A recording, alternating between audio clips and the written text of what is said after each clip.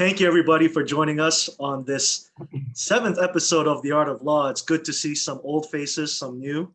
In this episode, we have Mark, of course, but we also have Tim Lamb. He's a director at ECFO. The website is on the PDF that I will send you after this presentation. And Tim has been in China for roughly 15 years. Is that right? Yeah, a little bit longer than that.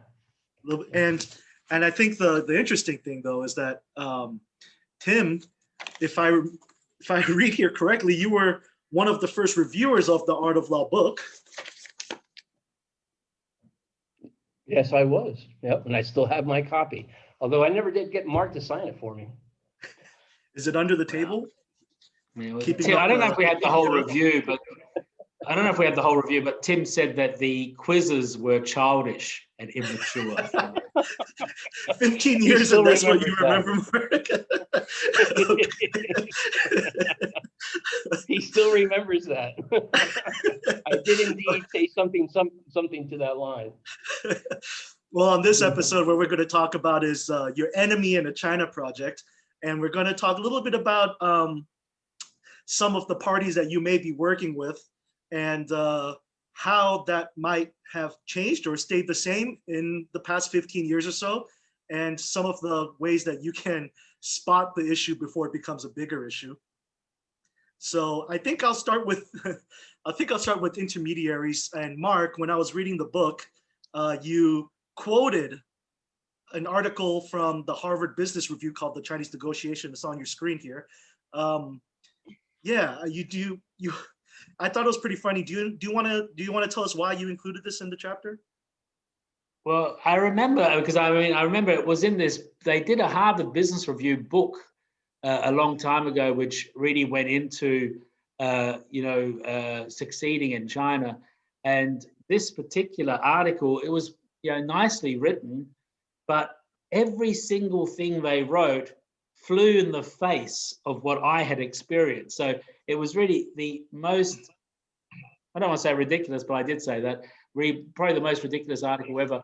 And, I think this part is perhaps not the part which I really went on about with the intermediaries, but it talked about in this one part of the book where there was a US software company that wanted to find a distributor in China, and the negotiations had broken down because the Chinese partner wanted to own the software and the Americans didn't like that idea. And anyway, the intermediary, flew in, and the intermediary used to work for the Chinese company, so I knew them well. And he came up with this Solomon-like decision that they would jointly own the software in China. And I really thought, what a stupid solution. And these guys were selling it like fantastic. And I think with the intermediaries, I've seen them over the years. When I say intermediary, I'm really talking about these people that very often the Chinese partner or the international partner don't really know why they're there, but they somehow believe the other side wants them to be there. And I had this one case in Beijing. It was a German company and a Chinese company, and there was a Hong Kongese intermediary who had brokered the deal. And I had worked out on the first day that actually he had told the Germans that he was trusted by the Chinese, and he had told the Chinese he was trusted by the Germans. But actually, neither of them trusted him. And so after the first 3 days, he was out, and they did a joint venture. So I think, when I'm talking about intermediaries, very often these guys have their own agenda, and they even would sometimes take a 10% share. So I would think sometimes the Germans would bring the money and the technology, the Chinese would bring the local factory and the market, and perhaps the intermediary would bring the problems. So that was part of what I was trying to talk to about here. Tim, have your experiences been similar? Yeah, so to me, it was always the China gatekeeper, because China is the mystical land of dragons and phoenixes. You always had to have someone that was there to be able to not only literally translate the language, but be able to explain to you the other side, because as a foreigner, there's no way that you could possibly ever understand what the Chinese mean unless you have somebody that's actually informing you of that.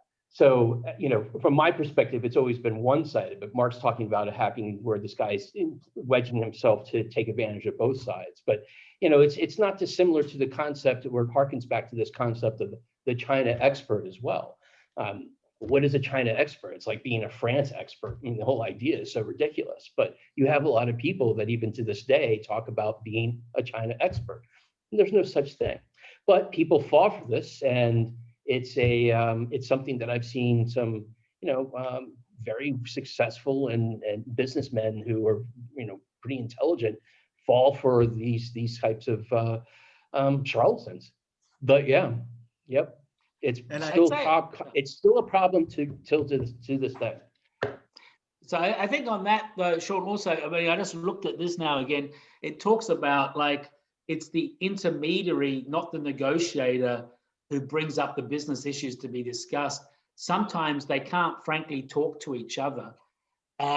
This is the biggest possible mistake. Really, this is the biggest possible mistake.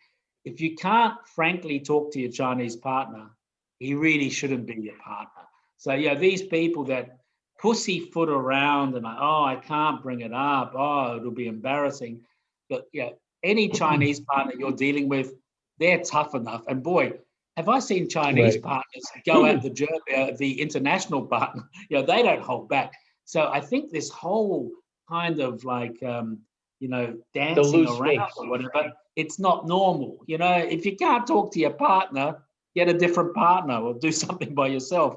But don't rely on some magical phoenix or dragon to interpret things for you. And everybody, if you have any questions, just put it in chat. You can send it to the room or you can send it to me directly and I'll get to them.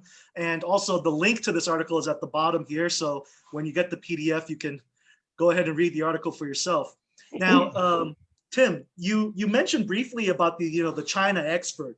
And I did a Google search recently on China consultant, 295 million results here.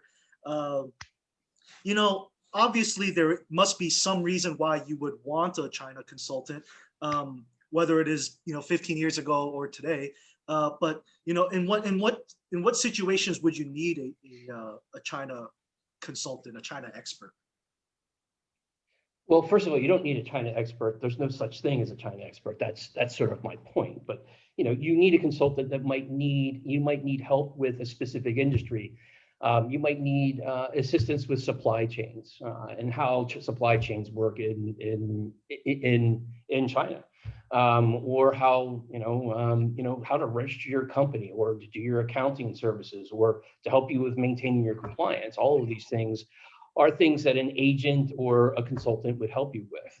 It could also stem out to doing market research and helping you with your marketing and your branding. But and again, nobody is actually an expert on everything. So you would use these individuals or these companies as a way to to help you with areas that are going to make you more successful within the market, obviously. But the hardest problem is how do you for most companies, this is not a physical thing that you're buying. It's a service.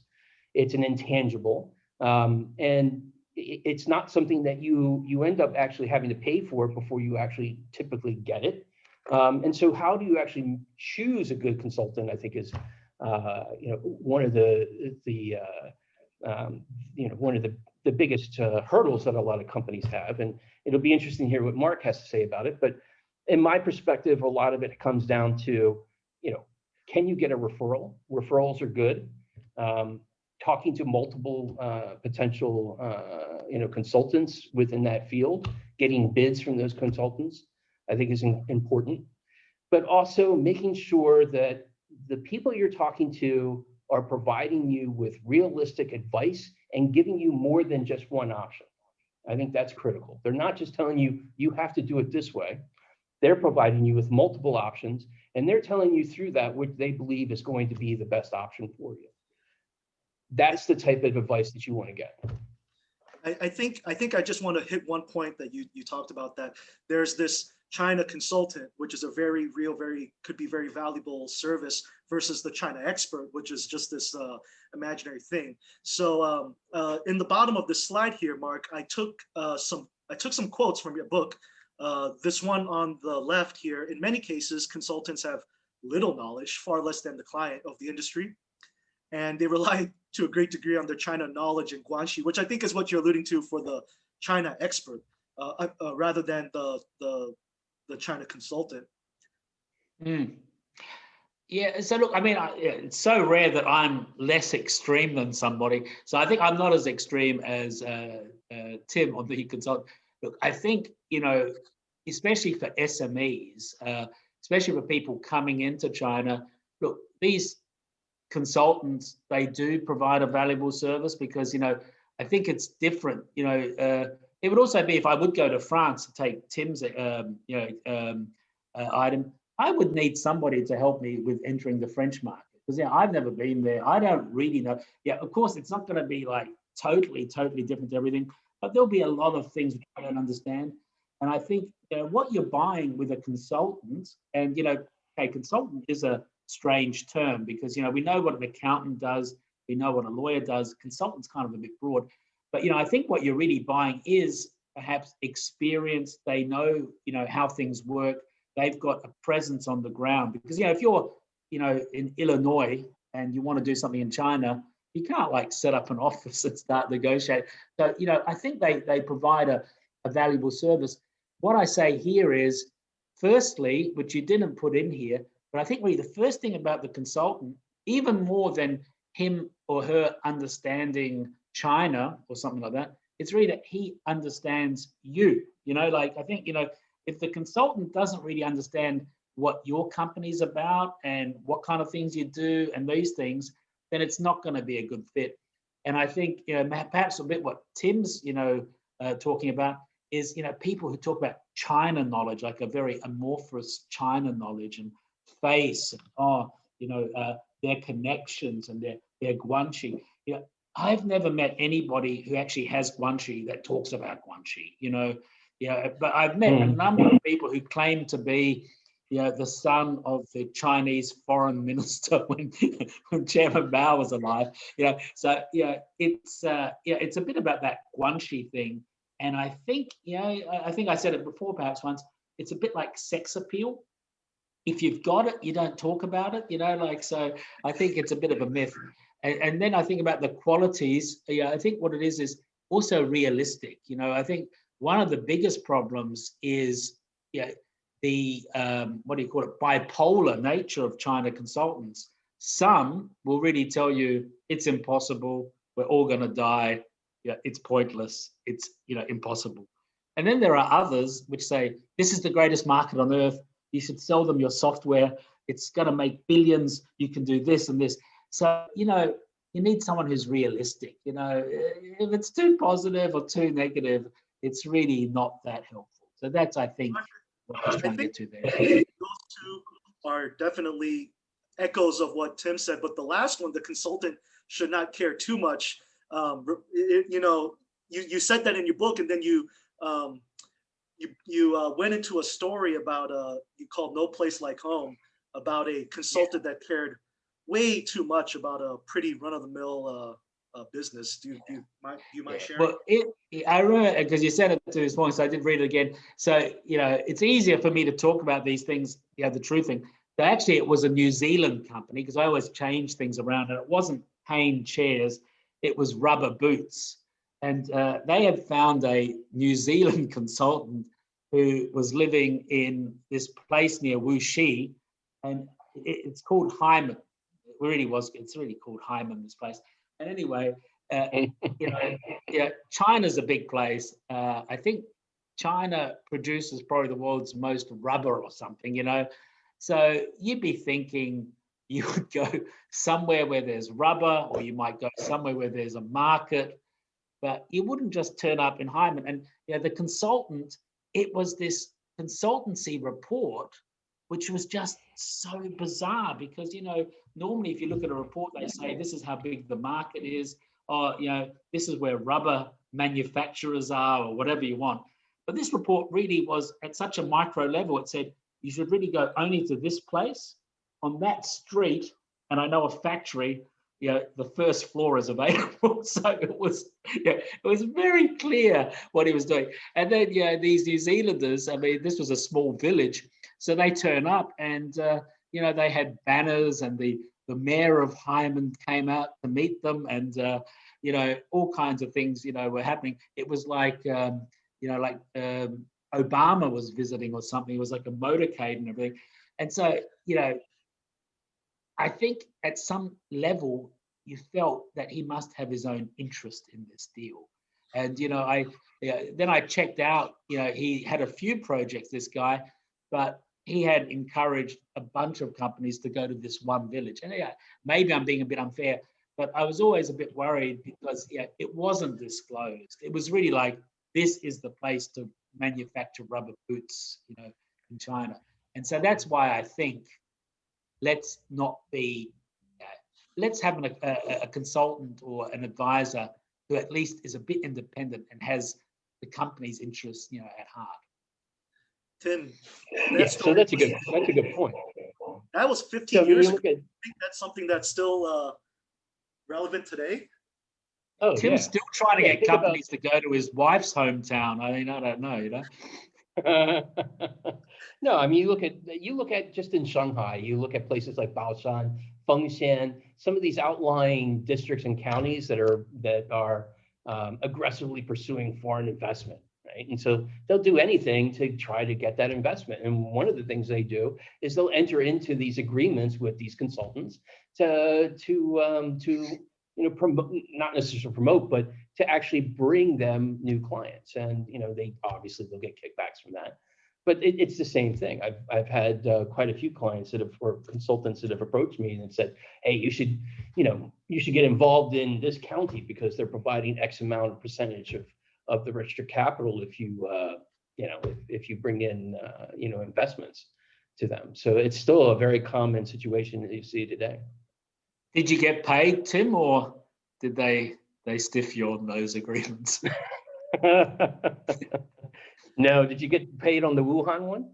No. That wasn't Wuhan. It was near Wuxi. But I kind of blew that up out of the water. But So, Mark, I was out of all of the parties that we're going to talk about today, actually, the translator is the one part in the book that you were actually very sincere and to the point that the importance of a translator is can't be understated. Do you want to give us a little bit of reason why? Well, I think there's a number of reasons. And I mean, I have to thank again that Harvard article, because the Harvard article, it drove me nuts. Like, I swear to God, and I would encourage people to read it because everything they said was the opposite. It was really, one of the other things they said before we get to the translators was they said, no matter what you do, the Chinese side in the negotiation will always be far better prepared than you. And, I just wondered, did they turn up and forget to put their pants on when they go to a negotiation? Because, half the time I've gone to negotiation, the Chinese haven't even started reading the contract. They thought it was a different meeting. So, I think that's another kind of a strange choice. But with the translator, because, most international people, won't learn Chinese just to do this one project. And, at least I can understand Chinese and I can understand what's kind of happening, even if I wouldn't feel comfortable in translation. And, sometimes, I would actually have to tell the client, the translator's not really translating. And of course, the Harvard book said, this is exactly what you want. You don't want a translator. You want an interpreter, somebody who would take your words and put it into acceptable, polite Chinese wording. And like I just said a few minutes ago, well, this is a big mistake. And I remember once we had this lady from Germany, a Chinese woman, and she was the translator. And it was a joint venture. And the Chinese partner had stolen funds from the company. And the Germans had said, well, look, we're going to, we want the money returned by the end of the week. This is unacceptable. And we want a joint signatory going forward.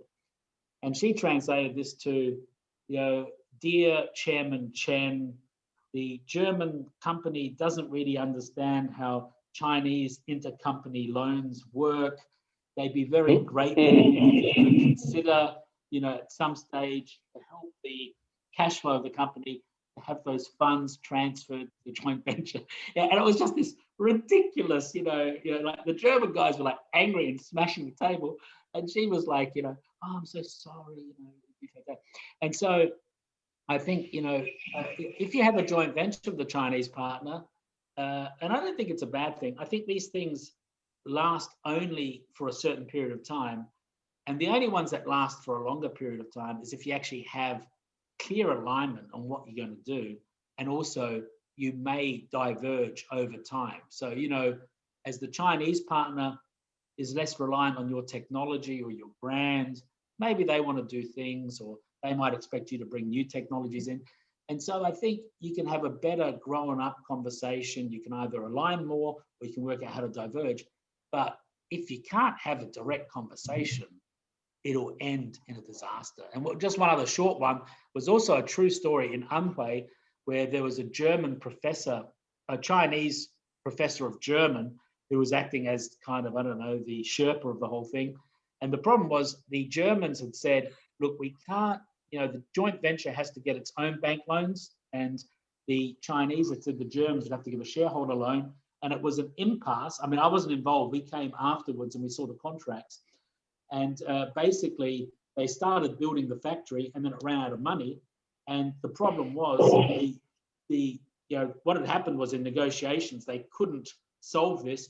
And then the professor wrote something in the German contract. He wrote something in the Chinese contract, showed it to the Chinese. They said, yes, that's what we've all said. Showed it to the Germans, and they said, yes. And, both were surprised, I guess, but they weren't surprised enough to think, what was actually, why was it so easy to come to this room? But he had written what the Germans wanted in the German contract and what the Chinese wanted in the Chinese contract.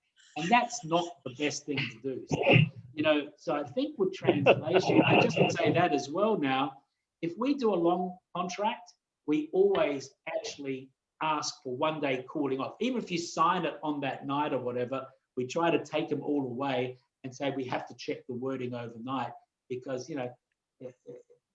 mistakes happen in translation. So sorry, I probably went on a bit long, but like you said, I'm passionate about this. Tim, have you ever encountered any of these? You come from an accounting and financial side, but language is not one of those things where we were talking before, where it's pretty easy to overcome. You either know the language or you don't. How's your experience been with how international businesses approach the idea of needing a translator? Yeah, with what I do, a lot of my clients, they've already, they typically have their own employees, but I've seen it as well, where they just don't, their employees are not providing the same exact information as what the client is saying. It's a very typical problem. And again, it still continues to this day. I mean, we had another case. I mean, that's a little bit different, but the employees, but you didn't put them in. But yeah, they can also be a bit, tricky on this translation issue. So we had a case with a Dutch company once, and they went to the Dutch embassy because this court case was decided against them. And, they said, look, it's so ridiculous that the court, it must be biased. And so the Shanghai Dutch consulate said, well, we can't really write a letter until we know the background. And so I had to talk to the Dutch company. And so they sent the materials over, and the local subsidiary of the company, they left out one document. And this was the document which the judge referred to in his whole judgment. And so we said, oh, well, can we have that document? They said, oh, we don't think it's really relevant. We said, well, the judge seems to think it's relevant. And so anyway, that one document was really the document where they had screwed up. And so they held that back from head office. So I think, it's also getting the whole picture and making sure that people can't use language as an art of subterfuge to avoid, people knowing what's happening. And I'll just, I highlighted here in bold that independent translator is the key. You need someone who's not just your employee, because like Tim said, they might have their own incentives. Now, the next category of enemies that you might have, and Tim, I think I'll start with you, accountants. on the screen here is a little bit of visualization for Mark's story later on, but you know, I've heard stories. Now, I don't know if this is real or not. Maybe you can help me out, but Chinese companies might keep different books depending on who's looking at them. You know, disaster stories that come out of the assets might not match up exactly with those books. You know, what are some good ways that we can to kind of spot the issue or not run into this issue so late in the middle of a transaction? Yeah, I mean, so it's very common. So you typically have 4 or 5 books, right? That an investor or a local company might have. One for his wife, one for the tax bureau, one for his mistress, one for himself, and then one for a potential investor, right? So, I mean, that's sort of the age-old joke about looking at some of the, you know, doing due diligence or financial due diligence on companies here. You can't trust the documents typically. And so what you normally have to do is actually recreate the financial structure of that company. And that's difficult and it takes time in many cases. And often it'll take 2 to 3 months to actually get a proper understanding of what the company looks like. We're currently working with a company that did an acquisition, and they did it, without doing a due diligence, and now they're just finding out about all of the financial irregularities that have occurred in the company after the fact. And that's usually not the time that you want to find out about that. You want to do that investment or that investment in the due diligence upfront. And the legal is also very critical, but the financial component of it is not just going in and looking at accounting vouchers and FOPYAO and your general ledgers. It's literally going out on the floor and saying, okay, do they actually have substantial amount of inventory to, you know, that matches what they're saying on their balance sheet? Are they actually able to produce the X amount of, you know, widgets that they say that they're doing on a monthly basis? Do they physically have the capacity to do it? And then also, are they actually doing it? And do you see the trucks that are going out of the, you know, out of the factory with the product? So it's visibly verifying a lot of that information that's typically critical for any sort of acquisition that you're doing here. Yeah, and I think Mark, this story that the case study, the $100,000 Ford Escort. I mean, obviously this story is 15 years old, but I think one of the common themes of this series is that you know, not a lot of things have changed, especially when it comes to you know, this type of human behavior, I guess, so to speak. So do you want to tell us a little, first tell us the story, but then also tell us the lesson behind the story? Yeah, so I'll tell it quickly. I think it's not too complicated. It's a little bit complicated, but basically it was a client was acquiring a company in Changzhou, and you know, the due diligence had been done. We had done the legal due diligence, and then one of the big four had done the financial due diligence. Contracts had been signed, everything was, you know, approved and everything. And then we had the people come from Europe, and we also went to Changzhou to do the closing. And at the closing, they had to look at like the different assets and everything. So it was an asset deal. And one of the assets was this car or vehicle, which was in the books for $100,000 US approximately. And when you saw the car, you just saw it was this thing that was held together by the paint. And so the financial controller who came from Europe, he said to the, you know, people in the company, well, why is this in the books for 100,000? There's no way that you ever could have bought it for 100,000, and in its state it couldn't be 100,000. So why is it in the books at 100,000?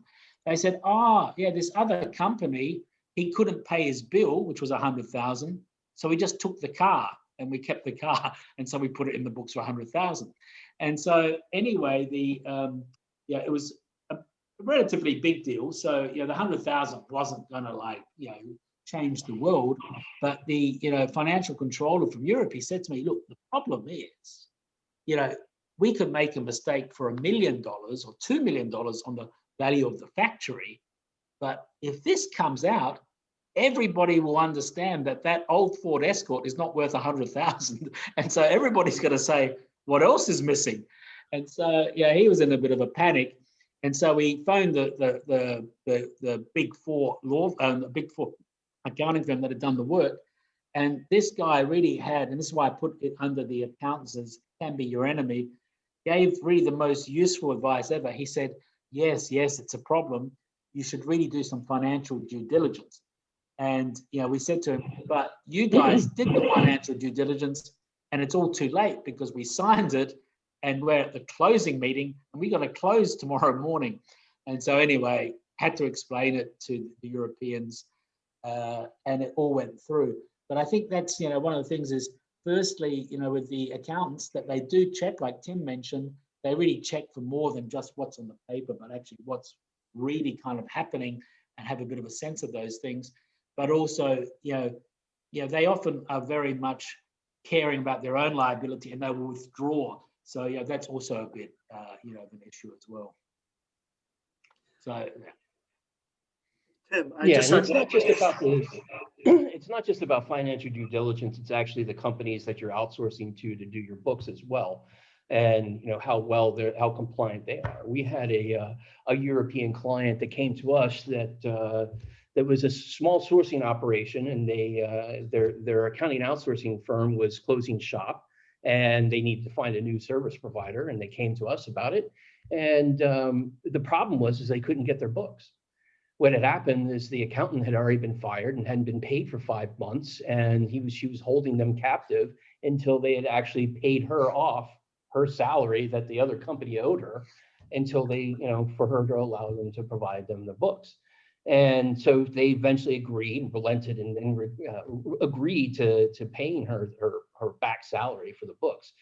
And eventually we got the books, took a look at them, and they were just a nightmare, absolutely a nightmare. And it took weeks to restate their balance sheets over the past 5 years to get them back into compliance.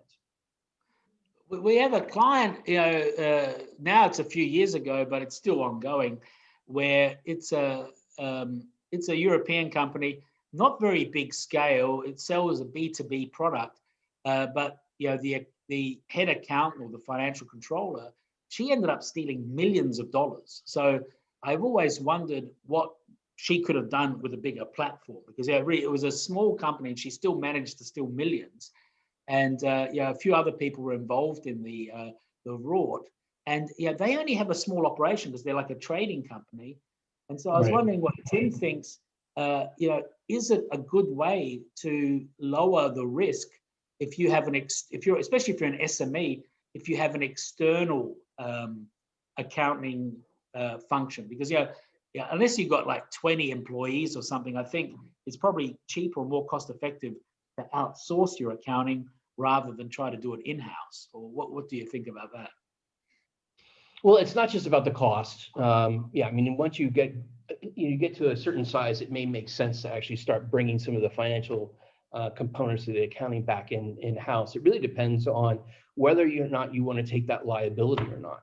With accounting outsourcing, a lot of it is, involves the reputation of that firm, the individuals themselves, and asking the right questions. So, for example, this woman that we had been working with, this accounting outsourcing provider, she had, a lot of these local firms, what they'll do is they'll have, these junior accountants that'll be doing the books, and they'll have 20 accounts that they're working on. So the issue is much more a problem of, with the accounting outsourcing, it's typically more of an issue of just mistakes occurring than fraud, because the fraud can still happen internally as well, within the company.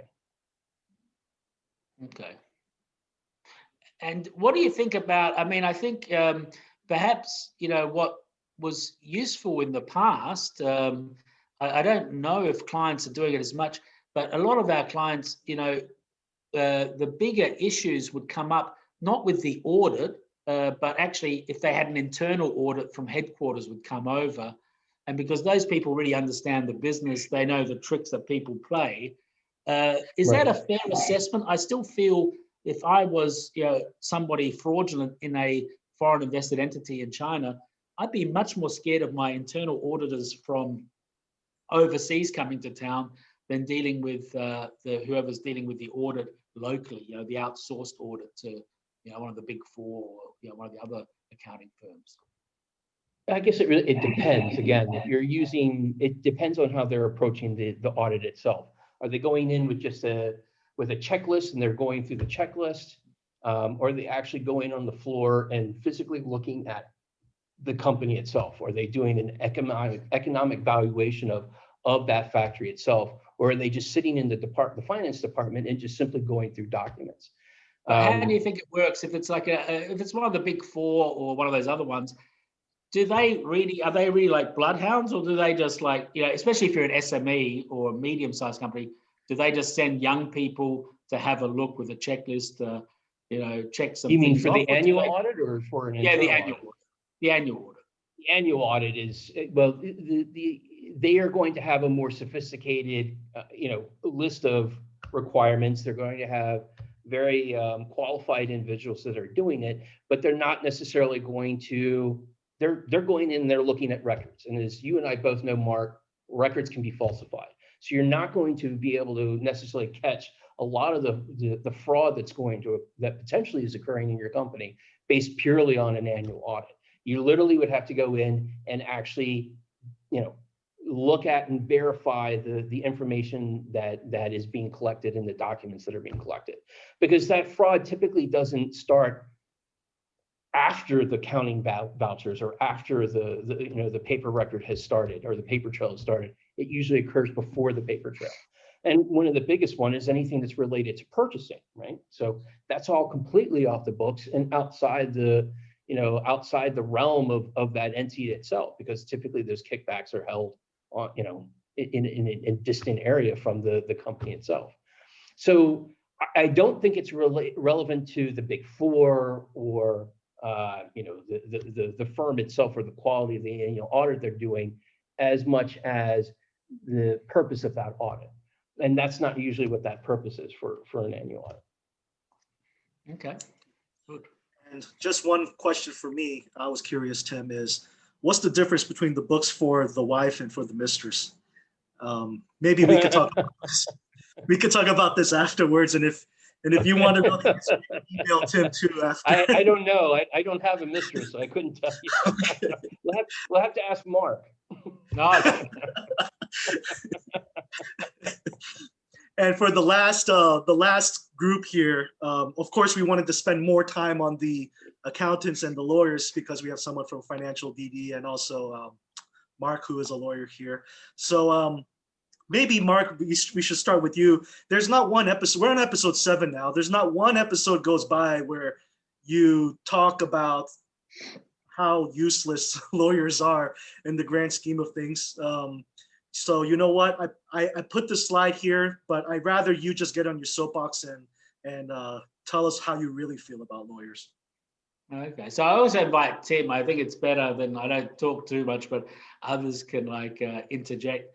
But I think, lawyers, again, I think, it's a bit like there's a saying which says, somebody who always says no is useless, and somebody who always says yes, you can't trust. And I think when we look at China, there are many lawyers who fill into one of those categories. Very often there's no nuance. It's like, if we're looking to do something, some lawyers will look at the black letter of the law and say, oh, you can't do that. And, this is it. Then there's others who says, oh, yeah, it's a great opportunity. You can do everything. Don't worry. You just do it. And I think, what many clients probably need is a more pragmatic kind of strategic view on things. So of course you have to tell people what the laws are, but I think it's also important to share with them your experience and also say, what the risks are of a certain action. So, is it like a fine? Is it a reputational loss? Or is it like a tsunami, which is unlikely to happen, but if it does happen, it'll wipe you out?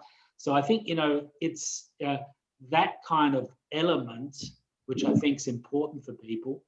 And I think, there is a lot of people who've got this vested interest in making China, very mysterious, unfathomable, very dangerous, and only they can help you navigate it. I don't even know if they really believe this, or even if it's really their marketing shtick, but it's this, a lot of things which are normal for people outside of China suddenly are sinister if it's done by the Chinese government.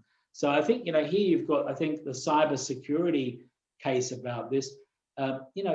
These cybersecurity rules, I'm not saying, they're all perfect or whatever, but I think every country in the world every advanced country has cybersecurity provisions. But when the Chinese government brings it in, it's suddenly like, oh, this is a disaster, it's all this stuff. So I think, you have to look at the laws and you have to say, look, how are they actually practiced?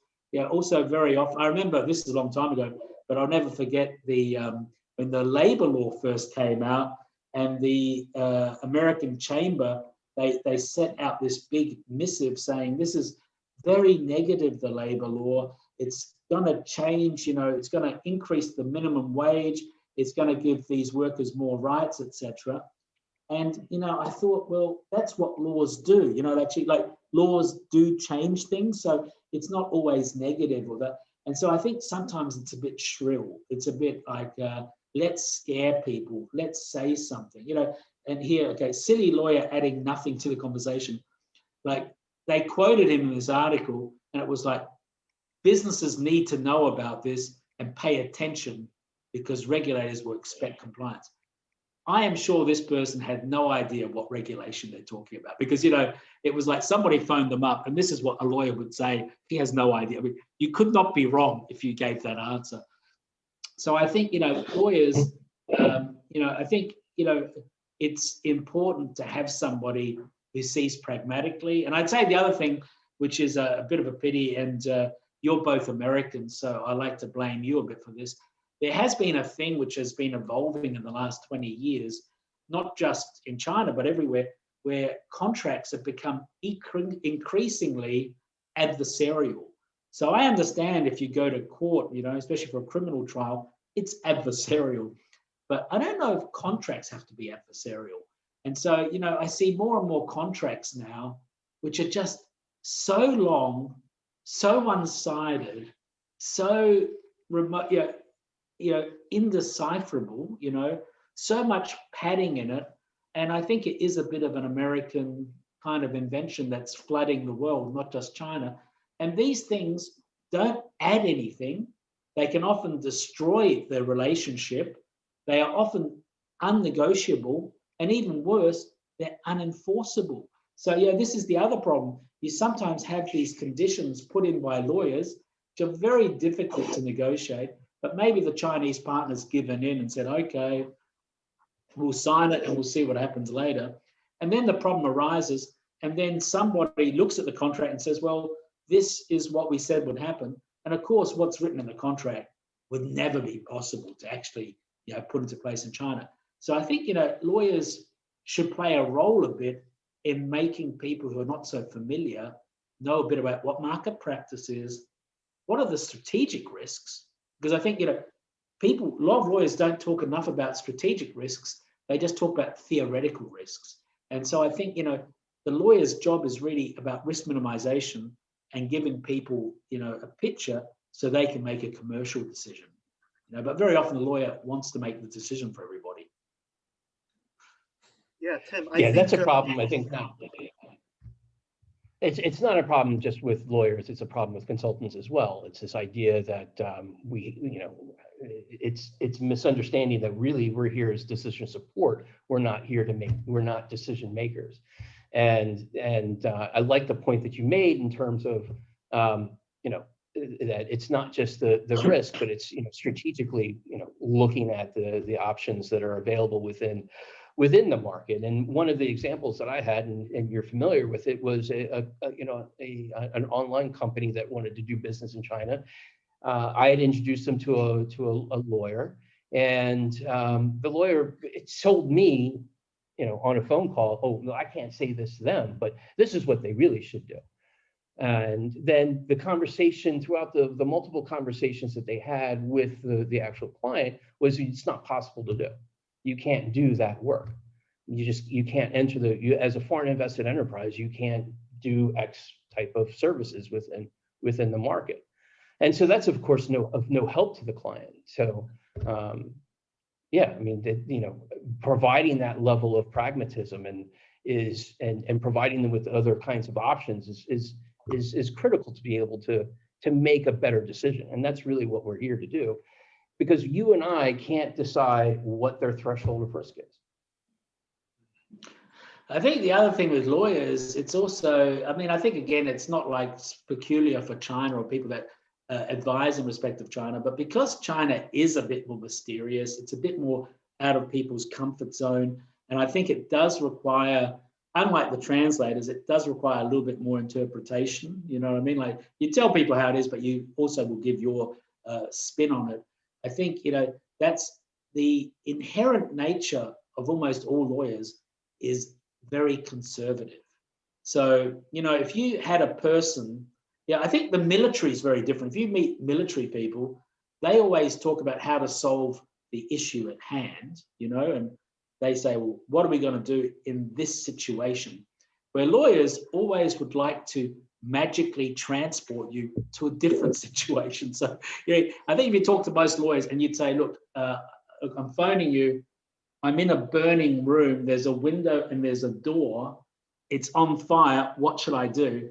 I really think most lawyers would say, well, okay, first, stay where you are. The status quo is always, and in China, that might be okay for the West, but in China, things move a lot. And I think, one thing which is a bit different from China from other places is that, it's often the regulations lag behind the actual enforcement. So I guess, in America, they wait for the law to become effective and then they start enforcing it.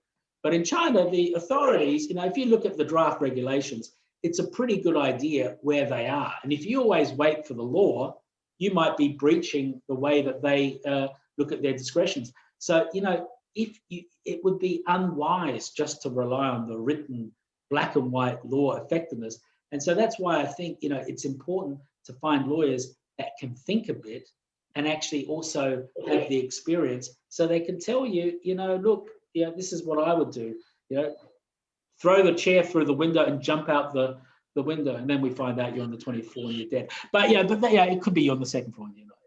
But I think that's the whole problem. Lawyers are very conservative, and often in China, it's as dangerous not to do anything as to do nothing. That's the status quo is not necessarily the safest place to be. And I'll just throw out this one final question before we can take questions from the chat. And by the way, if you do have any questions, just put it in the chat and we'll get to it. But my question is, the theme that we try to hit here is business in China the way it was in the old days versus today. And I think, kind of like what I alluded to earlier, the one thing that I've learned doing this is that, things just, the only thing that stays the same is just the way people behave and the way people act. And that's kind of the unpredictability is like very predictable. So Tim, you mentioned earlier that for the financial DD, it's more important that you get out of the room and you go and actually look at the assets. And I think what Mark was alluding to a little bit earlier is that, lawyers need to get out of the books and start looking at what's actually happening in terms of enforcement and draft regulations. So with that said, I guess my big question would be, and Mark or Tim, please feel free to jump in, but is my understanding correct here? Because I'm really trying to, one of the reasons why we started this whole thing is because I wanted to learn how much have we improved, how much have we learned from the past, but it just seems that we keep coming back to the same mistakes just keep happening. So has the financial DD advanced through the time? Has the way lawyers approach problems advanced through the time? Is there something that SMEs or professionals that are watching us right now, is there something that we can look with some sort of anticipation that we have evolved in a way, or is this all just a pipe dream? Well, it's a good question. I think, it's dangerous to think, and you'll have people that'll talk about China as it's, first of all, that it's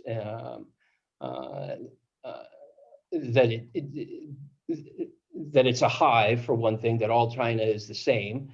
And the other part of this is that it's not changing, whereas that's just utterly ridiculous, because China is probably one of the most dynamic and most rapidly changing countries that we've seen in the past 20 years. And just from a compliance standpoint, that's certainly truth as well. But that being said, I think you still run into a lot of the same problems that we had before, and frankly, it's a lot of it is the mentality of new investors that are coming into the market, that are entering the market.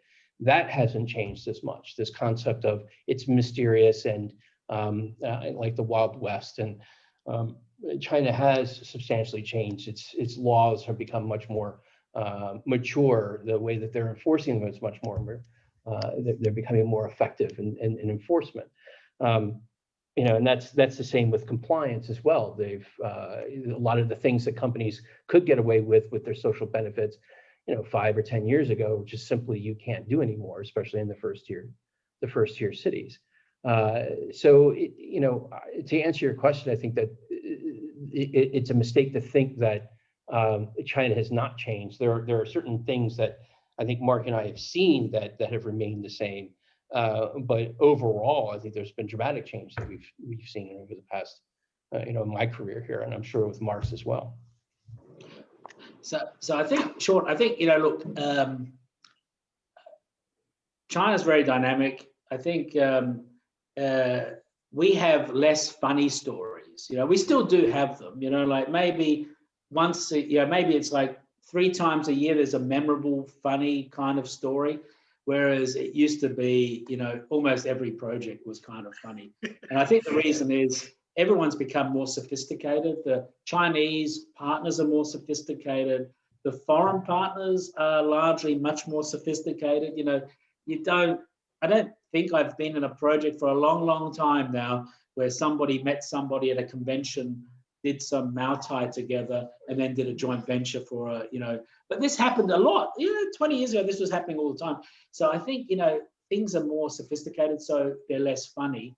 I think what Tim also mentioned is, it's become much more complicated. So, I think, in the old days when there was much less law, much less regulations, it was much more about how the authorities would look at the administrative rules, and if you were nice and you could suck up to them, they'll give you a pass. Nowadays, it's more tough. You should still engage with people, and you have to do. There's so much more laws now. In the old days, we didn't have worries about antitrust, about procurement, social contributions. There's data now, privacy data. We get questions every month now from somebody about data or privacy. Never had one of those questions, 15 years ago, unless it was whether an employee that we sacked, we could ask to look at their computer on the way out. So I think, it's become much more complicated, but less fun. It's less of those funny stories. And so I think, it hasn't changed this, but, it's become more sophisticated. We have a question here from Jack. So the question is, any advice on working with PRC local officials and regulators? I just want to jump in quickly. Mark, I remember, hearing that question reminds me of the, and by the way, the quotes on this slide are from actual law firm articles that we've pulled. And so these are not just things that we came up with. But I think to answer that question, maybe Mark, you can expand. You once said that, these laws that are being written by the Chinese, authorities, they're not thinking about, oh, how does this affect the foreign businesses here? Because most of the time they're really just trying to, keep in mind about their vast base of Chinese companies and businesses that they need to keep some type of eye on. So with that said, I think from a perspective of 15 years, 20 years to even today, has working with officials changed? I know you said it's getting a little bit more sophisticated. Yeah. Well, I think, like for the most part, I think I even wrote in the book back then, one of the problems is the foreigners always thinks it's always about them. And that was even 15 years ago. They always thought, oh, they changed the labor law. Oh, it's to hurt foreign. Yeah, of course it wasn't. And, cybersecurity law. Oh, this is a weapon against the foreign company. Of course it's not. So I think, the foreign businesses have to realize that when the Chinese regulator brings out laws, mostly they're thinking about Chinese companies and how to deal with those issues. I think with the authorities, I think there's a few kind of mistakes. I think the Chinese authorities today are still, especially if you're looking at the local level, I think they're largely approachable.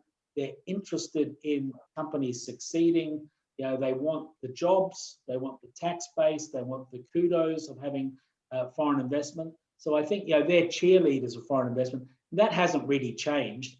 Probably just now, in Shanghai, you have to be Tesla to get like much attention. But if you go to a second, third tier city, they're very happy to see you.